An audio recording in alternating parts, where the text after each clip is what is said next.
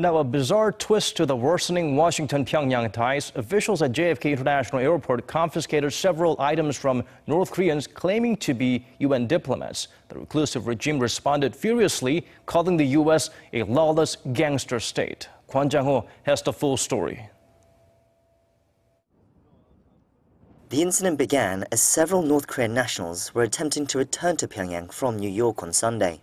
According to North Korea's state media, there were UN diplomats on the way back from a UN conference on the rights of persons with disabilities when authorities at John F. Kennedy Airport seized a package and refused to give it back. North Korea's state media went on to say that the North Koreans had been literally mugged and called it an illegal and heinous act of provocation.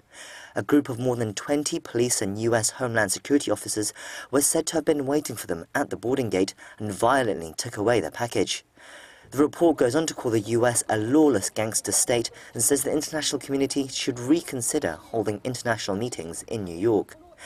Later, the Department of Homeland Security confirmed that they did indeed confiscate several media items and packages from 3 North Koreans, but said they were not accredited members of North Korea's mission to the UN. They had no diplomatic immunity, and the package in question had no diplomatic protection from inspection. The violent assault was reportedly started by the North Koreans, and although they were released, they refused to board the plane without the said items.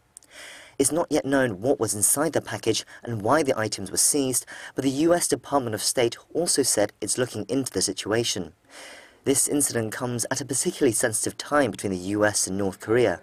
Last week, Pyongyang released American student Otto Warmbier, who's in a coma after being imprisoned for nearly a year and a half. U.S. doctors said the 22-year-old has suffered from severe brain damage, although the cause is unknown. The former U.S. ambassador to the UN, Bill Richardson, said the situation was bad for relations between the two sides and that Pyongyang had a lot of explaining to do. Kwon Jang-Ho, Arirang News.